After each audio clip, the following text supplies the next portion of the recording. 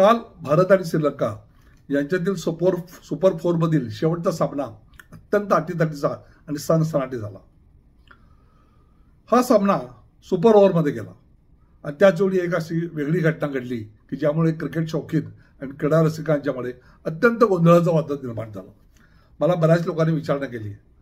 मी त्यावेळी प्रत्यक्ष मैदानात हजर होतो, त्यामुळे मी हा खुलासा करतोय आणि तुम्हाला सांगतोय की प्रत्यक्षात काय झालं.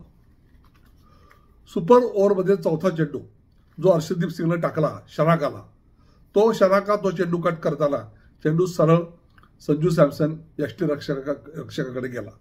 त्यावेळी पिचच्या विकेटच्या मध्यावरून अर्शदीप सिंगने कॉट बिहाइंड द विकेट यष्टी मागे झेल असल्याचे जोरदार अपील केले. त्यावेळी अंपायरने आपले बोट वर करून शनाका बाद असल्याचा निर्णय दिला. तेवढ्यात संजू सॅमसनने पाहिलं की शनाका क्रीजच्या बाहेर आहे, म्हणून त्यांना अंडरआर्म चेंडू टाकून यष्ट्या उद्ध्वस्त केला आणि शनाका धावत असल्याचे अपील केले. अर्थातच त्याचा रिव्ह्यू मागण्यात आला.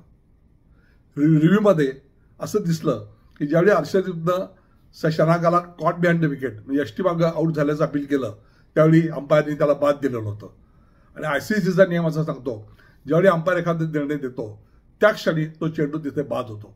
त्यानंतर कुठली घटना घडली तरी ती टेक्निकली योग्य नसते. त्याप्रमाणे अंपायरने ज्यावेळी शनाकाला आऊट दिलं तेव्हा तो चेंडू तिथे डेड झाला. त्यामुळे संजू सॅमसनने ज्या नंतर अपील केलं, यष्टी उद्ध्वस्त करून रनआउटचं अपील केलं, ते इनव्हॅलिड अवैध आहे. त्यामुळे रिप्ले नंतर शनाकाला नाबाद ठेवण्यात आलं. यामध्ये बराच क्रीडाशौकांचं कन्फ्युजन झालेलं होतं, पण आयसीसीचा नियम असं असल्यामुळे शनाकाला जीवदान मिळालेलं आहे.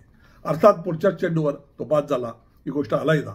आता 28 तारखेला भारत आणि पाकिस्तान अंतिम फेरीत परत हेच पारंपरिक शत्रू दुबई इंटरनॅशनल क्रिकेट मैदानावर भिडणार आहेत.